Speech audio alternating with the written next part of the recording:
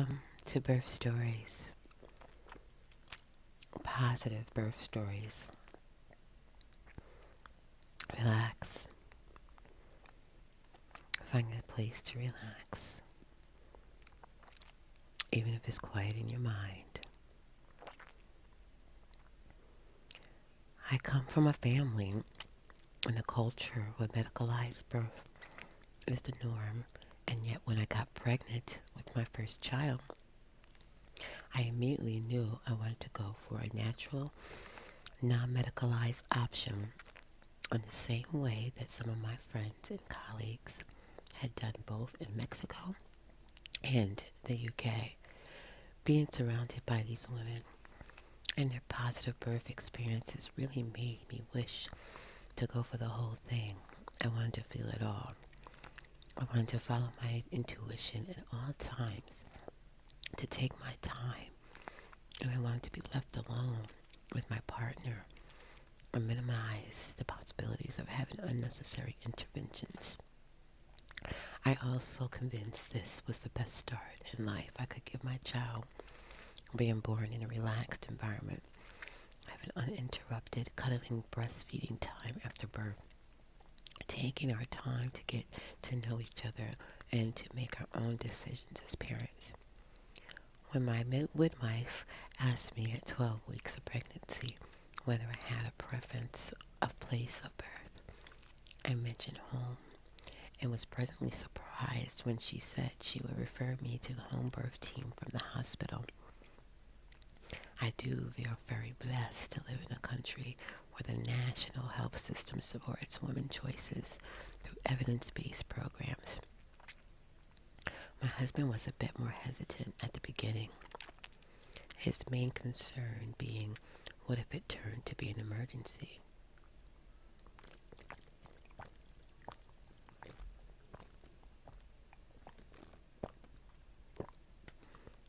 We did a lot of research, read about home births, talked to other parents who have gone through the experience, and talked to home birth teams, midwives about different concerns.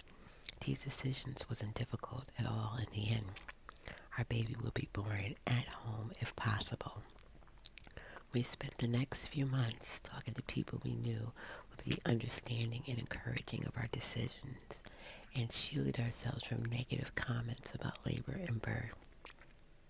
I watched all sorts of positive birthing videos and practiced home birthing, meditation, and yoga.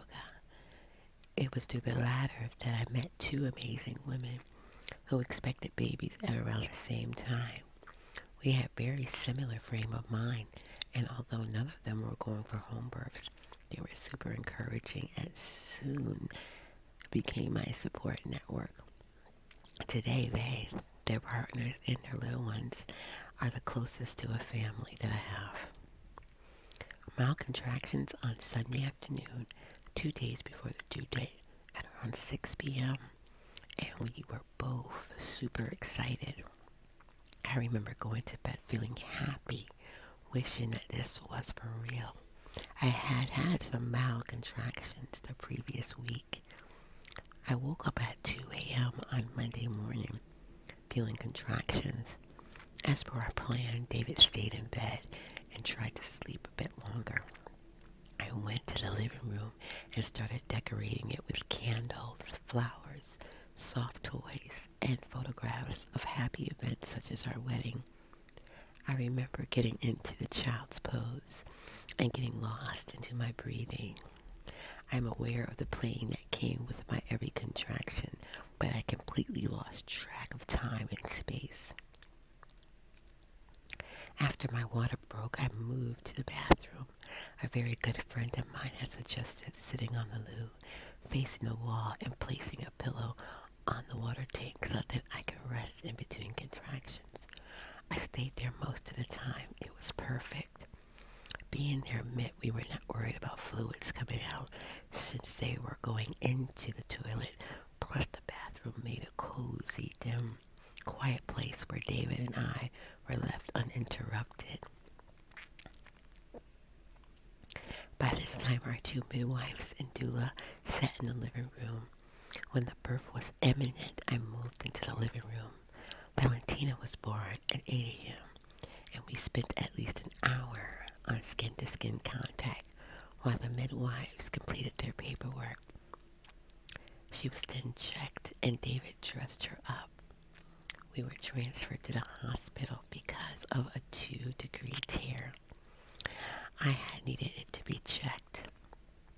The day was absolutely amazing. It started snowing as we crossed the park. Even though we couldn't stay home, the experience was absolutely amazing. We couldn't have been happier.